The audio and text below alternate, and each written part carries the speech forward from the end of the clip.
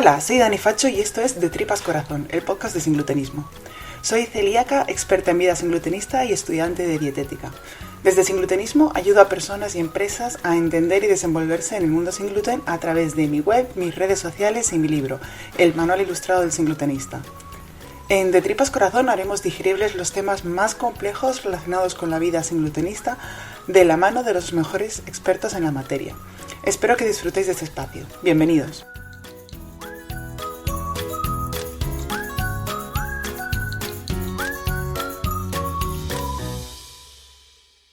Los singlutenistas invisibles, con el doctor Sergio Farráis. Bienvenidos a este primer programa en el que hablaremos de aquellos singlutenistas cuyos diagnósticos se salen de la norma, los que se quedan a medias en su proceso diagnóstico y los que se encuentran con complicaciones en las revisiones médicas. Para ello, primero haremos un breve repaso de cuáles son las pruebas diagnósticas en las patologías relacionadas con el gluten y luego contaremos con el doctor Sergio Farráis, que nos hablará de las novedades al respecto y de estos casos en los que nos encontramos con singlutenistas que no son de libro. El proceso diagnóstico de la celiaquía puede iniciar de dos maneras. Ante una sospecha clínica, es decir, cuando podemos asociar síntomas y signos al consumo de gluten, o bien cuando pertenecemos a uno de los grupos de riesgo de la celiaquía. Tanto el listado de síntomas y signos como el de grupos de riesgo están establecidos por el protocolo diagnóstico vigente y los tenéis recogidos en mi libro, El Manual Ilustrado del Singlutenista. Es muy importante saber que para iniciar el protocolo diagnóstico debemos estar consumiendo gluten, de tal manera que los resultados de las pruebas no se vean alterados. Más adelante veremos que esto, en la realidad, no siempre sucede. ¿Qué pasa en estos casos y qué hacemos al respecto? En el diagnóstico de la celiaquía hay 5 pruebas, 3 de las cuales se agrupan en un solo procedimiento. La primera es la prueba serológica. A través de un análisis de sangre se mira si tienes unos anticuerpos específicos muy característicos de la celiaquía. Además, aprovechan para hacerte un estudio completo de otros muchos valores. Entre ellos te suelen mirar si tienes anemia ferropénica, qué tal están tus niveles de vitaminas D y B12 y otras cuestiones que dan una idea general de tu estado de salud y de si absorbes bien los nutrientes. La segunda prueba es la prueba genética. Se puede hacer en sangre o a través de un raspado del interior de la mejilla con un hisopo. En ella se ve si tienes unos genes en concreto que tiene el 99% de la población celíaca. Es muy útil porque su resultado no varía si estamos comiendo sin gluten y porque si sale negativo podemos olvidarnos de que vayamos a desarrollar celiaquía. Ahora bien, no nos da un diagnóstico, nos dice si tenemos predisposición genética a desarrollar la celiaquía en algún momento de nuestra vida. La tercera prueba es la que agrupa otras 3 pruebas. Es la gastroscopia con el estudio histológico y la citometría de flujo de las biopsias duodenales. Esas son las 3 pruebas. La gastroscopia, que es la prueba 1, consiste en la introducción de un tubo con una cámara por la boca a través de la cual se observa nuestro tubo digestivo hasta la primera porción del intestino delgado. Allí se ve el estado macroscópico, es decir, a simple vista, de las vellosidades de nuestro intestino. El estudio histológico, lo que comúnmente conocemos como la biopsia, consiste en tomar unas muestras concretas de esta porción del intestino que estábamos viendo por la camarita y a través de ellas se ve el estado microscópico de las vellosidades intestinales. Por último, la citometría es una técnica de la que hablaremos más adelante con el doctor Farráis, pero que básicamente consiste en estudiar cómo son los linfocitos intraepiteliales de nuestro intestino. Con todo ello, se elabora un informe médico que determina si los resultados son compatibles con una enfermedad celíaca. Esto también lo veremos luego con el doctor Farráis. Con respecto a estas pruebas, en 2018 el protocolo de diagnóstico introdujo una apreciación muy importante. La prueba serológica, la de anticuerpos, es la primera que se hace cuando iniciamos el protocolo diagnóstico. Durante muchos años, al dar negativos los resultados de esta prueba, los médicos no solían seguir más allá para ver si el paciente era celíaco o no. Hoy en día sabemos que existe la posibilidad de tener estos anticuerpos negativos, incluso comiendo gluten, y a la vez ser celíacos. Por lo que, como veremos más adelante con el doctor Farráis, si hay sospecha clínica y anticuerpos negativos, según el protocolo debemos seguir adelante con el proceso diagnóstico y se nos debe hacer las siguientes pruebas. Empieza por la genética y en función de eso pues ya se va viendo. Una vez tenemos el diagnóstico, los celíacos tenemos que llevar una dieta sin gluten de por vida y el protocolo indica que debemos seguir yendo al especialista digestivo a hacer una serie de consultas de seguimiento. A través de ellas se ve cómo vamos respondiendo a la dieta sin gluten y nuestro estado de salud en general, para confirmar que el diagnóstico es adecuado y suficiente. En principio, se debe hacer la primera consulta de seguimiento en torno a los 6 meses de diagnóstico y la siguiente otros 6 meses después. Luego las tendremos aproximadamente una vez al año, aunque todas estas frecuencias obviamente variarán si el médico que nos lleva lo considera necesario. Como imaginaréis, en estas consultas se puede detectar de manera precoz si hay algo que no está yendo como se esperaba y buscar las causas. En el protocolo se establece con detalle lo que se debe revisar en cada una de ellas. Una de las cosas que señala es que en la inmensa mayoría de las ocasiones el problema de una no respuesta a la dieta sin gluten es que no se hace correctamente la dieta. Por desconocimiento de cómo hacer bien la dieta sin gluten o incluso por falta de conciencia de la importancia de ser estrictos, son muchos los glutenistas que no mejoran como se esperaría. De ahí que sea tan importante informarse correctamente desde el principio. Y para ello, para aprender a hacerlo todo bien, tenéis herramientas accesibles y muy amenas, como mi libro, El Manual Ilustrado de Singlutenista, que podéis encontrar en la web de Singlutenismo. Aparte de esto, efectivamente es posible que lo estemos haciendo todo bien y no mejoremos. Ahí es donde nuestro médico entrará a valorar si hay otras patologías sin diagnosticar, como una intolerancia a la lactosa, un sobrecrecimiento bacteriano o una enfermedad inflamatoria intestinal, o incluso si lo que tenemos es una celiaquía refractaria. Os doy una pincelada sobre este tema ahora, pero ahondaremos en ello con el Dr. Farrais. La celiaquía refractaria es aquella que no responde a la dieta sin gluten. Es decir, en principio los singlutenistas mejoramos cuando llevamos la dieta sin gluten bien. Unos más rápido, otros más lentos, pero bueno, mejoramos. Sin embargo, existe un pequeño porcentaje de celíacos que, aun haciéndolo todo bien, no mejoran. Hay unos estudios específicos para diagnosticarla y, como os decía, en un momento lo haremos con Sergio. Vamos a darle ya la bienvenida, que estoy segura de que tenéis tantas ganas como yo de escucharle.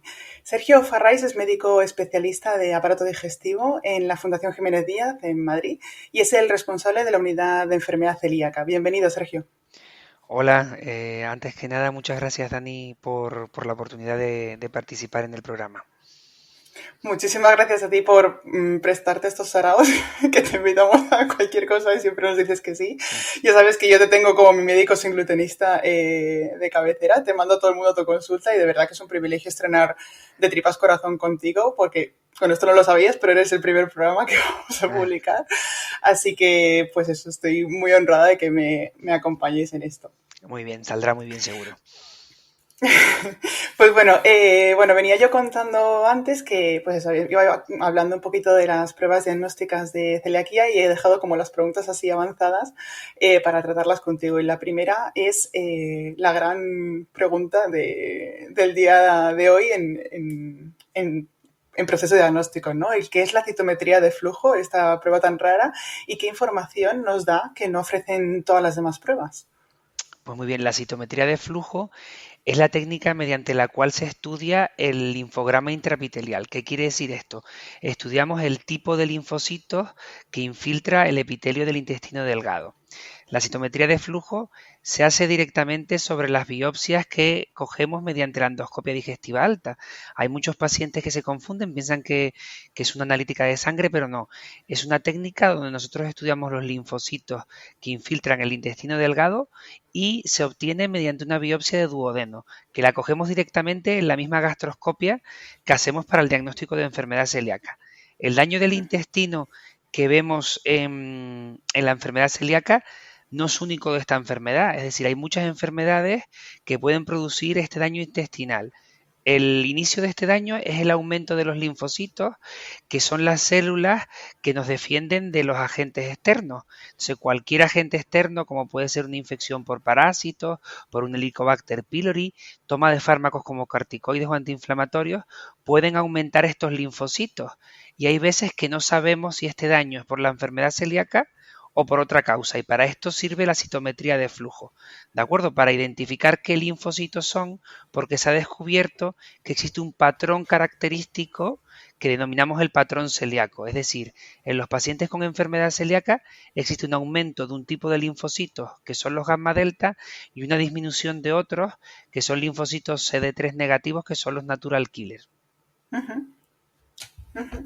Y esta prueba, o sea, dirías que es imprescindible, es decir, que sí o sí tenemos que tener hecha esta prueba en un diagnóstico, porque es que no está extendida a todos los centros sanitarios.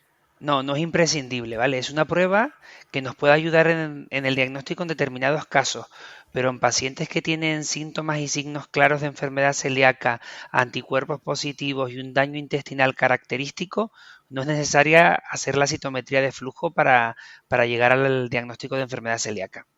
Ujú. Entonces, sería especialmente interesante, por ejemplo, eso, ¿no? Cuando este daño intestinal no es tan grande, ¿no? Y se podría confundir con otras patologías, que era lo que comentabas algo, y en algún otro caso. Sí, como hemos dicho, es una técnica complementaria, ¿no? No hay que hacerla siempre, pero es especialmente útil e interesante en los pacientes que tienen poco daño intestinal, porque puede ser por otras causas y también importante en pacientes que tengan anticuerpos negativos, ¿vale? Y casualmente los pacientes que tienen poco daño intestinal son los que suelen tener anticuerpos negativos. Y como tenemos que diferenciar si este daño es por una causa u otra, aquí es especialmente la citometría de flujo. Y también eh, hay en otras dos escenarios es importante. En pacientes que cada vez vemos más en consulta, que son pacientes que vienen con dieta baja en gluten o dieta sin gluten, porque Ujú. parece que este patrón celíaco, ¿no? Esta distribución, estas subpoblaciones linfocitarias de los linfocitos del intestino delgado, parece que se mantiene aún así en dieta sin gluten. No todo el patrón, el aumento de los gamma delta, se mantienen en pacientes que están en dieta sin gluten. Entonces, en pacientes que no pueden o no quieren reintroducir el gluten para el diagnóstico, pues esta prueba nos puede ayudar. Y el otro escenario donde es importante hacer una citometría de flujo y donde hay que acudir a un centro que la tenga es cuando se sospecha que el paciente tiene una enfermedad celíaca refractaria.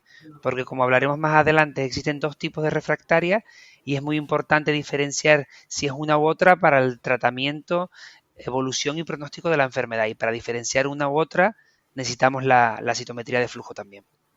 Ujú. Mira, esa parte sí que no la tenía tan clara. Vale, entonces nos hemos hecho todas las pruebas, es decir, la de anticuerpos, la genética, la gastroscopia y en el caso de que sea necesaria la citometría. Y esto, bueno, comentaba antes que eso que se refleja en un informe médico. ¿Qué tiene que tener? Es decir, ¿qué tenemos que buscar? Porque nosotros somos así de curiosos, que cogemos nuestro informe médico y lo leemos nosotros. ¿Qué tenemos que buscar en este informe médico? ¿Qué información tiene que tener? Vale, en el informe médico es muy importante, ¿no? La historia clínica pertenece al paciente y el paciente debe tener un informe médico. Entonces, en el informe médico debe reflejar el diagnóstico que se tiene y las pruebas que se han hecho para llegar a él. ¿De acuerdo? Ujú. En la analítica, que debe aparecer los anticuerpos, ¿de acuerdo? Si son positivos, negativos, a qué rango, si están tomados con gluten o sin gluten. El estudio genético, que no es necesario en todos los casos, ¿de acuerdo? Normalmente lo hacemos para apoyar el diagnóstico, pero si el diagnóstico es muy claro, anticuerpos positivos y daño intestinal, pues el estudio genético no es necesario, pero si lo tenemos, el estudio genético debe ser completo, ¿vale? No solo debe decir si es genética compatible, no compatible, si se tiene el DQ2, el DQ8, sino deben registrar todos los alelos que se tienen, porque en los últimos años se está descubriendo, aunque son muy pocos pacientes, pacientes que solo tienen medio de Q2 o medio de Q8 y que podrían desarrollar la enfermedad celíaca. Entonces es muy importante que el informe refleje todos los alelos del estudio genético, que es muy complejo, pero si el paciente lleva ese informe a otro profesional, pues podrá ver si el estudio está bien hecho. Luego, si tenemos Ujú. que debe recoger los síntomas del paciente, en la analítica los anticuerpos si están cogidos con gluten o sin gluten, el estudio genético y luego la biopsia. Esto es un punto muy importante, ¿de acuerdo? Porque el informe que hace el anatomopatólogo, que es el médico que ve e informa las biopsias, debe ser completo, ¿vale? Y debe tener una serie de ítems, debe indicar una serie de cosas porque, como hemos dicho, el daño del intestino delgado del celíaco no es único de la enfermedad celíaca, se puede tener un daño intestinal por más causas, ¿vale? ¿Y qué debe indicar este informe? Debe indicar cuántas biopsias han cogido, de dónde se han cogido, porque la enfermedad celíaca tiene una afectación intestinal parcheada, es decir, pueden haber zonas afectadas y zonas no. Entonces, cuando se hace la endoscopia digestiva alta, se deben coger biopsias del bulbo duodenal, que es la primera parte del duodeno, del intestino delgado, del duodeno distal, y se deben coger varias biopsias. Y estas se deben separar en botes distintos porque digamos que las vellosidades intestinales, la primera parte del duodeno en el bulbo, no es igual que en el duodeno distal. Y el anatomopatólogo debe saber de dónde se han cogido y cuántas se han cogido. Y luego en el informe debe indicar cuántos linfocitos intraepiteliales hay, es decir, por cada 100 enterocitos, que son las células del intestino delgado, cuántos linfocitos, que son estas células que se aumentan, que hemos explicado cuando hay un daño, hay, porque se considera patológico, es decir, se tienen más linfocitos de los que deberían haber cuando hay más de 25 por cada 100 enterocitos. ¿De acuerdo? Luego debe indicar cómo son las criptas, si son normales o están hiperplásicas, y debe describir las vellosidades, si son normales o si están atróficas, si están aplanadas, y debe indicar el grado de atrofia, si es leve, moderado o grave. Y todos estos hallazgos los debe clasificar en grados según la clasificación de Marsh. ¿Vale? ¿Por qué esto es importante? Porque hay patologías que tienen atrofia, pero no tienen aumento de los linfocitos. Y esto no es una biopsia característica de enfermedad celíaca.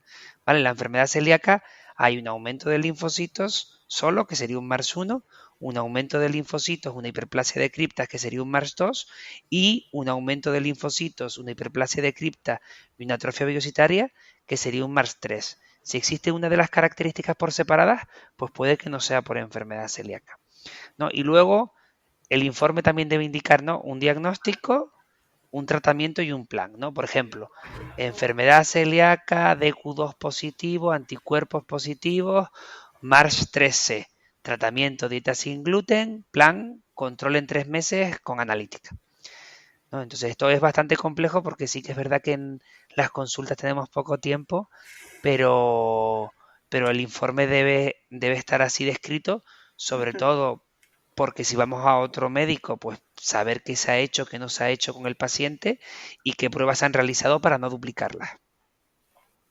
Claro, sí, sí, sí. Además es eso, es lo que tú dices. Bueno, yo que me he mudado 20.000 veces, el tener mi historia clínica detrás me ha ayudado mucho eso, ¿no? Que cuando he llegado sí. a un nuevo médico, y sobre todo cuando cambias de comunidad autónoma, ¿no? Que puedes decir, vale, me han hecho todo esto. No sea simplemente sí, ponme que soy celíaca en mi historia clínica, Claro, sino exacto. exactamente qué son todas las pruebas que tenemos. Claro.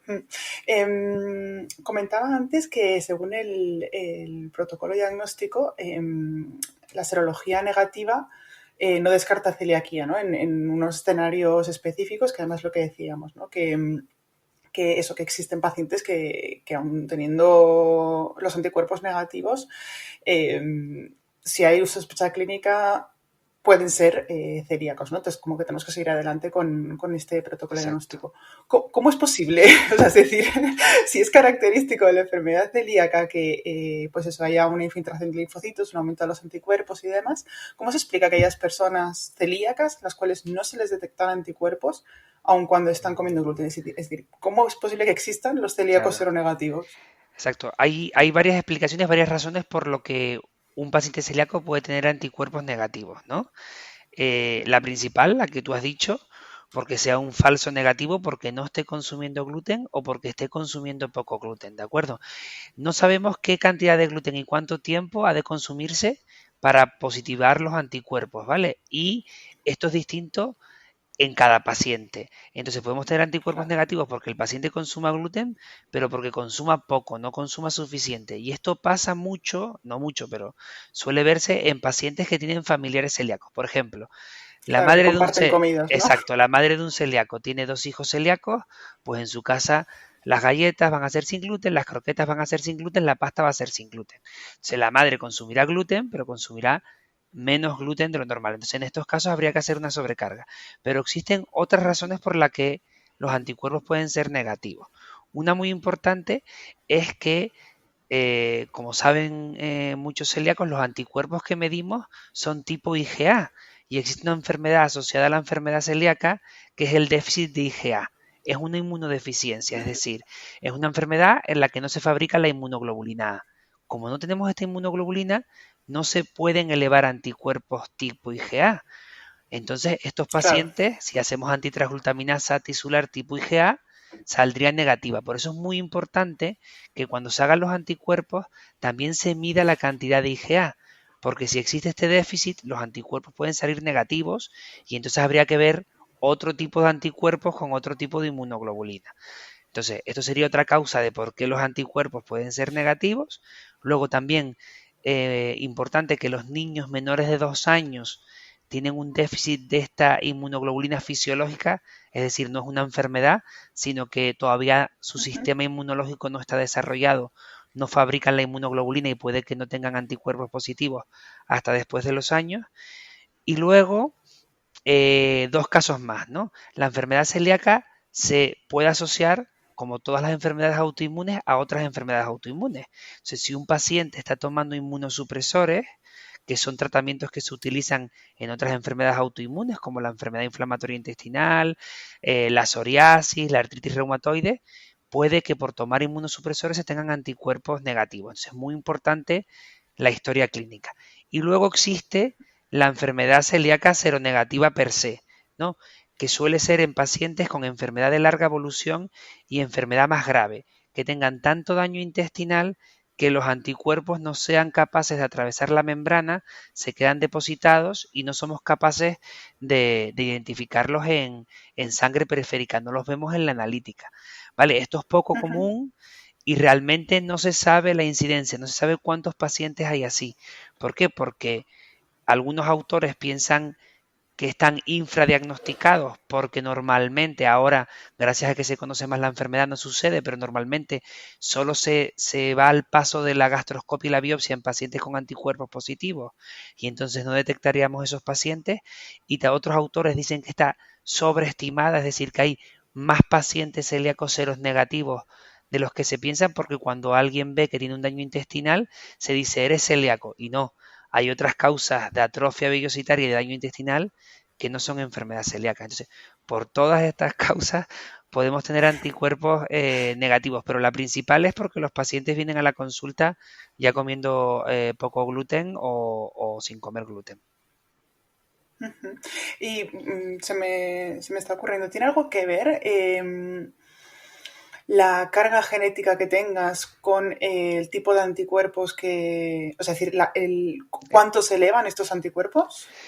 Que en principio no hay estudios amplios para ver esto. Por ejemplo, se sabe que los pacientes con DQ2.2, con DQ2.5, perdón, pues digamos que pueden tener formas más graves de más daño intestinal de anticuerpos más altos que los que tienen el Ujú, DQ2.2 o el DQ8, pero, ujú. pero no está claro si esto va a determinar que tengamos los anticuerpos más altos o más bajos.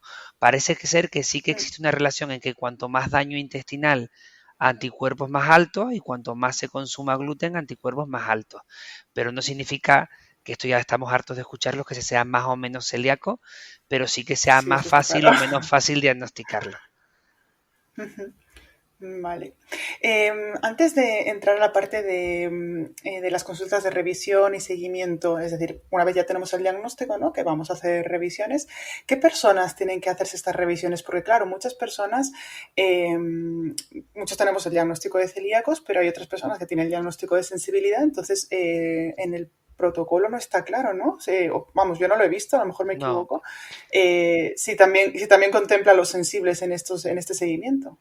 no está protocolizado y es Ujú. principalmente porque de la sensibilidad al gluten o trigo no celíaca se sabe bien poco, ¿no? Sabemos que es un Ya. diagnóstico de descarte. Existe muchos pacientes con sensibilidad al gluten o trigo no celíaca que están mal diagnosticados, ¿no? Se cree que hasta un 30% realmente son celíacos, pero no se han hecho las pruebas de forma adecuada, y un porcentaje también muy alto en realidad tienen otra patología que mejora al retirar el gluten, pero que no tiene nada que ver con la enfermedad celíaca ni sensibilidad al gluten. Mi recomendación es que se haga un seguimiento, porque se conoce poco de esta enfermedad. En principio no hay complicaciones a largo plazo descritas, pero si realmente son celíacos que están mal diagnosticados, pues podemos encontrarnos con algún problema a largo plazo. Entonces, mi recomendación que tanto celíacos como sensibles al gluten se hagan un seguimiento. También importante, los sensibles al gluten, aunque no tengan daño intestinal, aunque supuestamente no vayan a desarrollar complicaciones, tienen unas limitaciones dietéticas. Entonces, una analítica con perfil nutricional sí que deberían hacerse cada año, cada 2 años. Y los que sí seguro deben hacer seguimiento de por vida son los celíacos, sean sintomáticos o no sintomáticos. Ujú. ¿Y con qué profesional sanitario tenemos que hacer este seguimiento? A ver, la enfermedad celíaca sabemos que es una enfermedad sistémica, ¿no? Es decir, una enfermedad, antiguamente se pensaba que era solo intestinal, pero sabemos Ujú, que puede afectar a muchos órganos y aparatos. Entonces, el seguimiento inicial puede ser por muchos profesionales, pero debe estar dirigido por un gastroenterólogo. Es decir, un paciente con enfermedad celíaca que además tenga una dermatitis herpetiforme, ¿no? Que es la complicación más frecuente o mejor caracterizada de la enfermedad celíaca de la piel, pues también lo seguirá un dermatólogo, ¿no? Entonces, ujú, guiado o dirigido por un gastroenterólogo, puede que esté en seguimiento por varios especialistas. Pero una vez que la enfermedad celíaca esté controlada, que no hayan complicaciones, el seguimiento debe hacerse idealmente por un gastroenterólogo, pero por ejemplo un médico de familia familiarizado que conozca la enfermedad celíaca, que sepa que hay que seguirla, pues podría ser un seguimiento con una analítica anual o cada 2 años, una vez controlada. ujú. Eh, Claro, precisamente, eso te iba a decir. A mí es que me pasó exactamente esto, ¿no? Que yo no soy muy amiga de saturar los centros de especialidades, ¿no? Porque si al final yo tengo ya el diagnóstico y lo llevo todo bien, pues yo durante un montón de tiempo, por ejemplo, cuando estoy viviendo en Asturias, tenía las revisiones con mi médico de cabecera.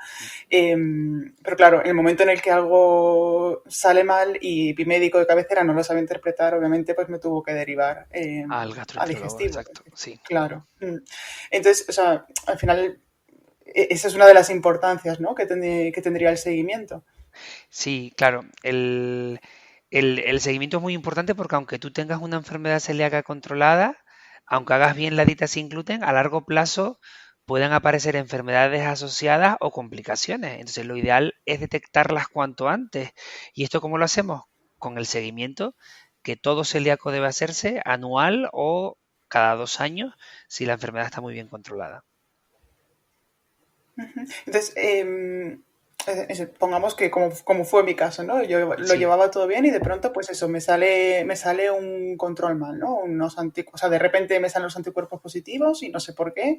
o un desbarajuste en las hormonas tiroideas. ¿Qué es que hacemos en estos casos? Pues bueno, hay que derivarte al gastroenterólogo y lo primero que hay que pensar es que no estemos haciendo la dieta de forma correcta, ¿vale? Por ejemplo, No. tú, que estás súper informada sobre la dieta sin gluten, el problema es que es sumamente difícil hacer la dieta sin gluten y hay estudios que incluso en pacientes muy motivados, muy formados, que hacen sesiones con nutricionistas y dietistas, hasta un 30% de ellos hacen transgresiones involuntarias. Esto es debido a que hoy en día se come mucho fuera, muchos eventos sociales, que tú no puedes controlar si realmente hay una transgresión o no, y que el celíaco al cabo de los años, digamos que se va relajando. No es que se vaya relajando en que no cumple la dieta, sino que no lee todo el etiquetado. Es decir, si tú estás acostumbrado a que tú compras tu marca de ketchup o tu marca de pavo y este cambia de fábrica, ¿no? Por ejemplo, pues puede que ahora Sí. contenga gluten y que eso salgan los anticuerpos positivos. Es decir, lo primero que debemos de pensar cuando algo no va bien es que no se está haciendo la dieta de forma adecuada. Y esto hay que comprobarlo, ¿no? No solo con los anticuerpos, porque como hemos dicho, no sabemos la cantidad de gluten y cuánto tiempo hay que consumir gluten Claro. para positivar anticuerpos. Podemos estar haciendo pequeñas transgresiones y que los anticuerpos no se eleven. Entonces, hay que hacer también una entrevista, una historia clínica con un dietista entrenado en enfermedad celíaca, ¿de acuerdo? Para que revise toda la dieta y vemos si están cometiendo transgresiones o no. Y últimamente, que solo está disponible en algunos centros, tenemos una herramienta que es muy útil, que son los péptidos inmunogénicos del gluten, ¿de acuerdo? Son Ujú, péptidos que se obtienen tras degradar el gluten, que los podemos medir en orina o en las heces, ¿no? Y así sabemos realmente en ujú. orina si en las 6 u 8 horas antes se ha consumido gluten y en las heces hasta 72 horas, hasta 3 días antes, ¿no? Entonces, si nosotros tenemos un paciente que sigue con síntomas, que vemos que los anticuerpos se están elevando, que le está empezando a bajar el hierro, no tenemos que pensar que va a tener una complicación grave de la enfermedad celíaca, una enfermedad celíaca refractaria.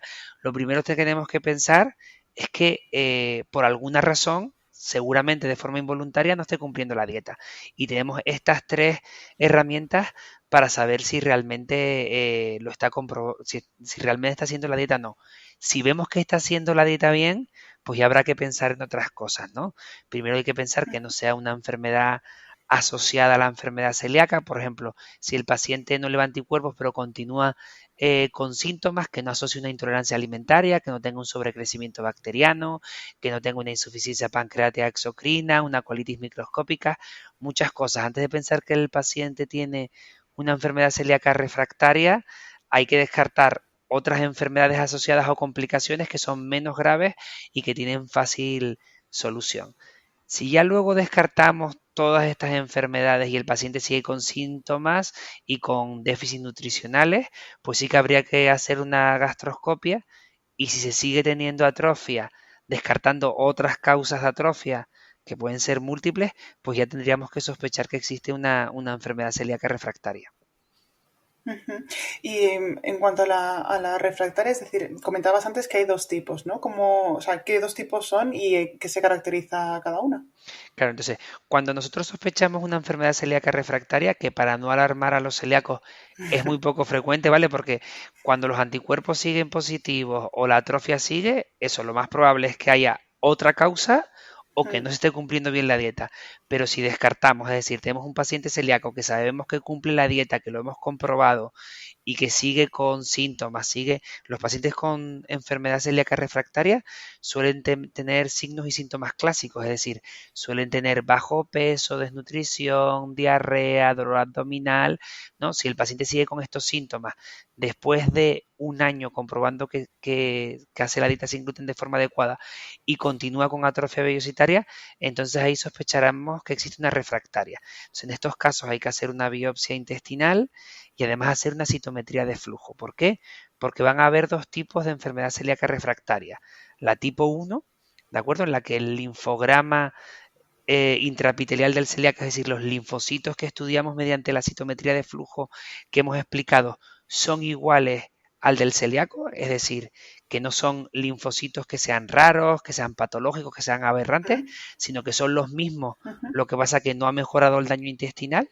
Esta sería la enfermedad celíaca refractaria tipo 1, que no tiene muy mal pronóstico. Y luego, si en la citometría de flujo vemos que estos linfocitos son aberrantes, ¿de acuerdo? Esto sería una enfermedad celíaca refractaria tipo 2, que digamos que es un prelinfoma, que el pronóstico es peor. Ya. Ujú. ¿Y en ambos casos hay tratamiento? Sí, la enfermedad celíaca refractaria tipo 1, por eso es muy importante diferenciar una u otra, porque el tratamiento es Claro. distinto, ¿vale? La tipo Ujú, 1, además de dieta sin gluten estricta, sin ningún tipo de transgresión, hay que añadir normalmente suplementos nutricionales, ¿no? Porque como hemos dicho, son pacientes no solo que se encuentren mal, sino son pacientes que están malitos, tienen claro. desnutrición, tienen diarrea, pues se pondrá un soporte nutricional que puede ser oral o en algunos casos por sonda nasogástrica o nasoyeyunal, es decir, una sondita que se introduce por la nariz hasta el intestino para alimentar al paciente. Luego se pone tratamiento sintomático, por ejemplo, si el paciente lo que predominan son vómitos, se ponen antieméticos, si tienen diarrea, se pone algún tratamiento para controlar la diarrea y luego el tratamiento se basa principalmente en corticoides. Vale, son corticoides sistémicos, pero en los últimos años ha salido algún estudio muy prometedor con la budesonida, ¿vale? La budesonida es un corticoide que solo tiene acción tópica, es decir, solo tiene acción en el intestino delgado. Entonces nos vamos a Ajá. ahorrar todos los efectos secundarios de los corticoides sistémicos y la verdad que hacen falta más estudios, pero un estudio muy reciente parece que el 90% de los pacientes con enfermedad refractaria tipo 1 responden. Qué bien. Vale, Joder. ¿cuál es el problema? Que los pacientes con enfermedad celíaca refractaria tipo 1 suelen ser corticodependientes. ¿Qué quiere decir esto? Que mejoran con los corticoides, pero al suspender los corticoides pueden volver a recaer y no Mm, se puede estar tomando corticoides toda la vida. ujú. Entonces a estos pacientes se les suele asociar durante un tiempo un inmunosupresor que es un ahorrador de corticoides, que es como la aciatropina, el metrotexate, los tratamientos que se utilizan en otras enfermedades autoinmunes, pues los solemos poner en estos pacientes para no tenerlos con corticoides durante muchísimo tiempo. Esta sería la enfermedad celíaca refractaria tipo 1. En la enfermedad celíaca refractaria tipo 2 se pueden poner corticoides de forma puntual para controlar los síntomas, pero no se deben o no se suelen utilizar inmunosupresores. ¿Por qué? Porque como hemos dicho es un prelinfoma, existen linfocitos aberrantes y esto puede hacer que desarrollemos el linfoma, ¿de acuerdo? Ujú. Entonces, tratamiento históricamente se han utilizado quimioterapia, como se utiliza para el linfoma, o trasplante autólogo de médula ósea, pero en los últimos años, basándonos en el estudio de la enfermedad, por qué se produce, se ha descubierto que existe un aumento de una interleuquina, la interleuquina 15, y Ujú. existe una mutación en un gen, en el gen HAC. Entonces se están utilizando inhibidores de la interleuquina 15 e inhibidores de este gen con resultados prometedores. A ver, no se pueden dar un algoritmo claro de tratamiento, ¿no? Porque necesitamos estudios más amplios, con más pacientes durante más tiempo para ver la evolución, pero se está investigando mucho y parece que con tratamientos más optimistas que los quimioterápicos. La verdad es que los que solo somos celíacos normalitos, Sí, muchas veces, jolín, pues obviamente, ¿no? Ser celíaco al final por salir a comer fuera de casa, al ver los sí, etiquetados, la contaminación cruzada por todos lados, pues tiene sus dolores de cabeza, pero madre mía, que me quede así y que no tenga, ¿no? claro, sí. Que andar con más tratamientos. Yo siempre se lo digo a los pacientes, ¿no? Que los celíacos somos muy afortunados porque es la única enfermedad autoinmune Hmm. que se controla con dieta, Sí, que es una sí. faena, que es muy duro, que para viajar, para vida social, en algunas ocasiones se nos hace difícil, pero sabemos que siguiendo una dieta estricta, lo más probable Hmm. es que tengamos una enfermedad controlada y que no tengamos ninguna complicación a lo largo de nuestra vida. Entonces hay que insistir a los pacientes en esto, en que es muy importante hacer la dieta, porque si no la hacemos bien o si desarrollamos alguna complicación, los tratamientos son muy duros y con importantes efectos secundarios. Mm. Hay una cosa que tú dices mucho es que una persona celíaca tiene que basar su alimentación en alimentos, vamos, por naturaleza sin gluten, poco procesados, es decir, que no Sí. debemos vivir a base de pan, galletas y pasta con gluten, o sea, sin gluten. Claro, sí, por eso es importante el seguimiento también, ¿no? Porque aunque la enfermedad esté controlada, hay que enseñar al paciente, ¿no? En el médico o si es posible con un dietista y un nutricionista entrenado en enfermedad celíaca, que por no hacer dieta sin gluten vamos a estar más sanos, es decir, vamos a tener controlada la enfermedad celíaca, pero si nuestra dieta se basa en pan sin gluten, bollo sin gluten, hamburguesas sin gluten, pizza sin gluten, pues la enfermedad celíaca va a estar controlada, pero vamos a tener colesterol alto, triglicéridos altos, glucemia descontrolada, obesidad, etcétera. Entonces, como bien has dicho, tiene que ser una dieta basada en productos naturales libres de gluten. Sí que es verdad que se puede comer pan sin gluten, pizza sin gluten, todo esto sin gluten, pero no hay que abusar de ello. Hay que comer lo que de forma natural es sin gluten. ¿Algún último mensaje que te gustaría dejarle a los inglutenistas? Pues nada, lo que siempre repito mil veces son tres cosas muy importantes: que si sospechamos que podemos ser celíacos, que nuestro hijo puede ser celíaco, que un familiar o un amigo puede ser celíaco, que vaya al especialista adecuado, pero que nunca deje el gluten por probar antes de empezar el proceso diagnóstico, porque si no vamos a tardar mucho más tiempo, vamos a tener que ponerle, quitarle el gluten, hacer más pruebas. Entonces eso, principal, no dejar el gluten hasta tener un diagnóstico, que si tenemos enfermedad celíaca, muy importante seguir la dieta aunque nos cueste y aunque seamos asintomáticos, porque muchos pacientes lo diagnosticamos porque su hermano o su hijo es celíaco y no tiene ningún síntoma, pero el daño intestinal es tan grave y pueden tener complicaciones graves a pesar de no encontrarse mal. Y que la dieta sin gluten no es simplemente dejar el pan y los rebozados, que es muy complejo, que hay que formarse bien, que hay que pedir ayuda a tu médico, consultar con un dietista o un nutricionista, seguir a gente que se dedica a la divulgación como es tu caso, leer tu libro, por ejemplo, que está muy bien, pero hay que informarse porque hacer la dieta sin gluten es muy difícil y lo que solemos ver en la consulta es que los pacientes no mejoran porque no están haciendo la dieta de forma correcta y eso. Y sé que muchas veces cuando uno se encuentra bien no se acuerda del médico, pero anualmente o cada 2 años venir a hacerse una analítica para comprobar que va todo bien. Pues muchísimas gracias. Yo siempre cuento que con esto, esta idea que dices tú de eso, de que el 30% de los pacientes celíacos que no mejoran, o sea, no mejoran por eso, ¿no? Porque Sí, piensa que están haciendo la dieta bien y no, es eso, que nosotros tenemos siempre que hacer todo lo que esté en nuestra mano para hacerlo bien por todas aquellas veces que no podremos controlar, ¿no? Que nos la exacto. liaran en un restaurante o Exacto. que A ver, que tampoco, a ver, hay cosas que nos van a ocurrir a lo largo de la vida que son inevitables. Entonces, lo que tú dices, entonces, todo lo que esté en nuestra mano hay que evitarlo. En casa, por supuesto que no tiene que haber absolutamente ningún problema. Y cuando salimos fuera de casa, pues hay que ser muy pesado, eso es. preguntar que dónde se fríen las patatas, que si donde hacen el pan no han hecho un pan con gluten antes, y volver a preguntar 2 veces y ante la duda, pues no consumir lo que una fruta, verdura, carne, pescado, se puede comer en cualquier lado. Sí, yo siempre digo eso, que al final eso, o sea, tú preguntas vamos, que te quedes tranquilo de que lo has preguntado todo y qué tal, y ya está, ¿no? Y además que bueno, que has ido a sitios, por ejemplo, ¿no? Que están validados por las asociaciones, que hayan recibido una formación, que tampoco es cuestión de quedarnos encerrados en casa, pero bueno, eso, que al final lo de hacer todo lo que esté de nuestra parte pasa por ahí, ¿no? Por preguntar, por insistir Exacto, sí. y demás. Pues muchísimas gracias, Sergio, ha sido un placer como siempre hablar contigo. Vamos, espero que tengamos más veces por aquí en el programa, que vamos, que nos quedan muchas cosas de las que hablar. Pues nada, cuando quieras me vuelves a invitar, ¿vale, Dani?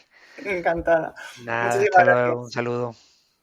Pasamos ahora a la última sección del programa en la que recupero las preguntas más frecuentes de los glutenistas relacionadas con el tema de hoy. Recordad que en los miércoles de preguntas de Instagram resuelvo vuestras dudas en abierto y que también me podéis dejar aquí en los comentarios vuestras preguntas.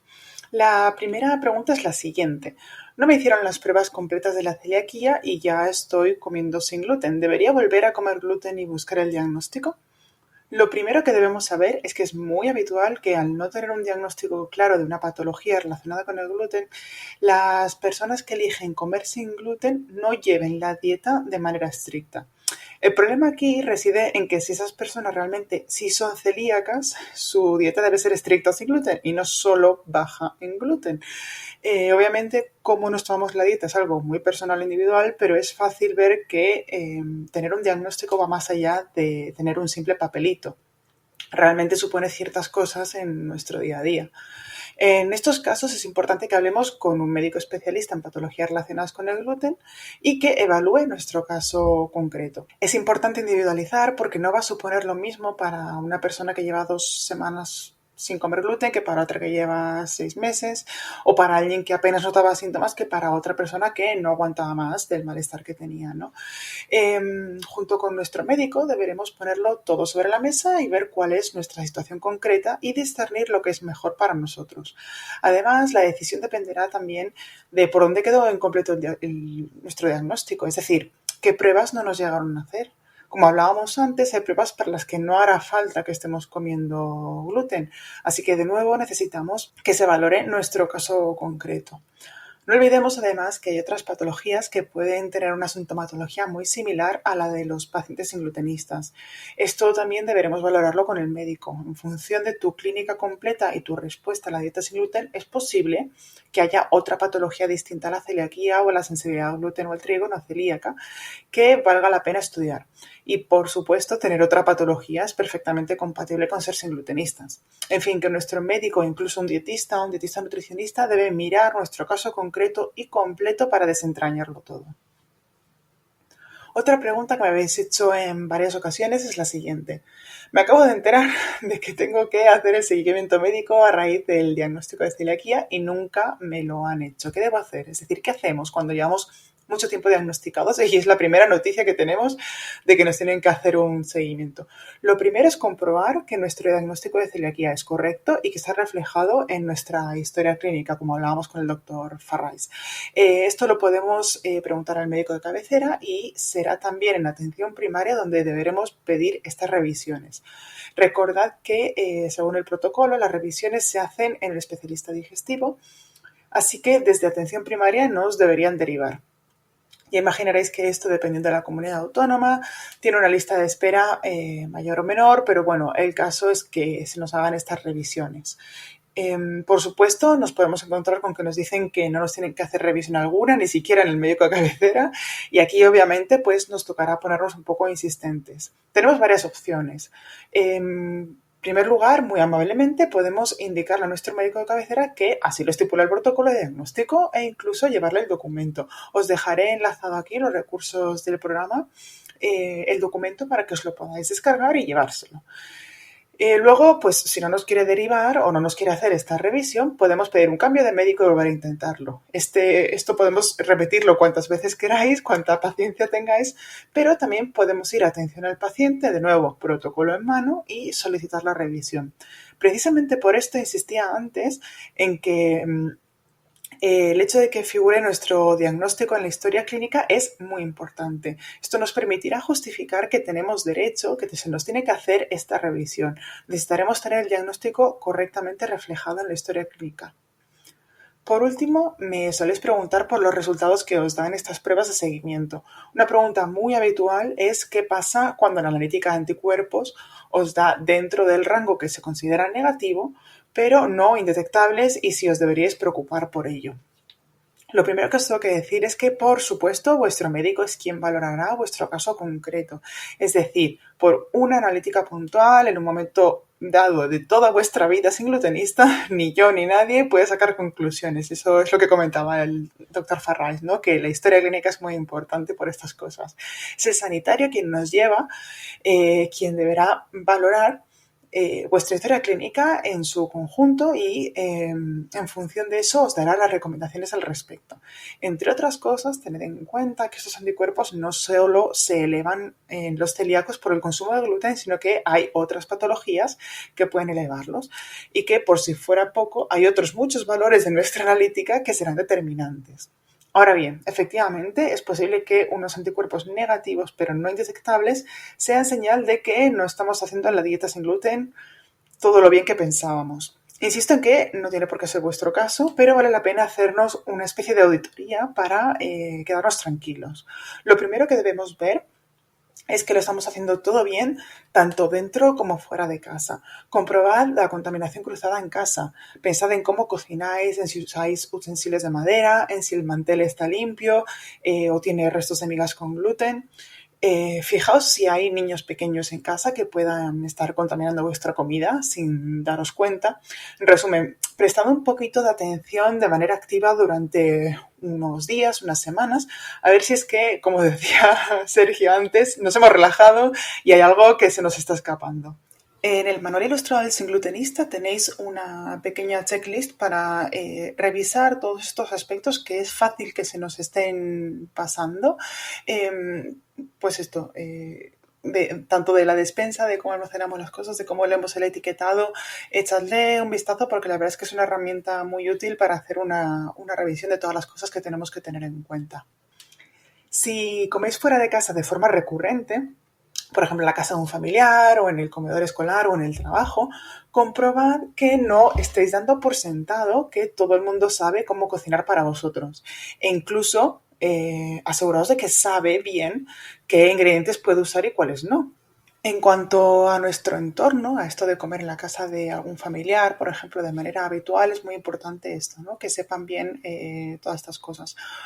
No sé si vuestros amigos y vuestros familiares se leerán mi libro o escucharán estos podcasts, pero en mi página en mi tienda tenéis una herramienta muy, muy, muy útil, que son las infografías del Sin Glutenista, que son 6 infografías digitales que podéis imprimir y se las podéis llevar a vuestros amigos y familiares o enviárselas y que les tengan en el móvil a mano siempre, que resumen de manera muy clara, muy sencilla y muy accesible todo aquello que hay que saber, ¿no? Como persona externa a la hora de cocinar para un sin glutenista. Os sorprendería lo útil que es tanto, pues eso, para nuestros familiares, amigos, pero por ejemplo incluso sé de muchos sin glutenistas que los han llevado al colegio para los peques y creo que eso, que al final es una herramienta muy útil y muy sencilla. La tenéis disponible en mi página, en singlutenismo.com/tienda y eso os descargáis el archivo en PDF que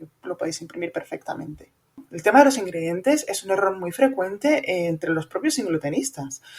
Muchas veces damos por genéricos ciertos productos que no lo son, como las especias procesadas, por ejemplo, o las bebidas vegetales, e incluso no hacemos una correcta lectura del etiquetado. Puede pasar esto que hablábamos antes, que nos cambian un etiquetado porque la empresa ha cambiado esos procedimientos y ya el producto sea otro, ¿no? Y lo mismo, el listado de genéricos se actualiza por lo menos una vez al año, se hace una revisión completa. Entonces, tenemos que estar actualizados y pendientes de este tipo de cuestiones, ¿no? Recordad que la declaración de trazas de alérgenos no es obligatoria y que los productos no genéricos pueden tener gluten en forma de trazas y no advertirlo en su etiquetado. Tenéis todo esto explicado en el capítulo que comemos los celíacos de mi libro, el manual ilustrado del sin glutenista, incluso con un árbol de decisiones en el que os ayuda a poner en práctica cómo leemos el etiquetado. En resumen, comprobad que estáis haciendo bien la compra, que quienes cocinan para vosotros también saben qué podéis comer y qué no, y aseguraos de que no haya trazas ni en la cocina ni en los productos que compráis.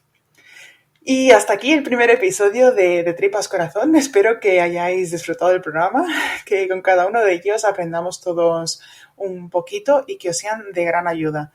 En los próximos capítulos hablaremos de emociones, hablaremos de tripas, de cocina y de otros muchos temas de los que aún queda mucho por decir. Tienes las notas de cada capítulo de Tripas Corazón en mi página, singlutenismo.com. Además, puedes suscribirte a este programa de radio en tu reproductor de podcast favorito para no perderte ningún episodio. Si me escuchas desde Apple Podcast, déjame unas estrellas y una reseña para ayudarme a que este podcast crezca sano y feliz. Por último, anímate a compartir el enlace de este programa en tus redes sociales y por WhatsApp con tus amigos. Muchísimas gracias y nos vemos en el próximo episodio.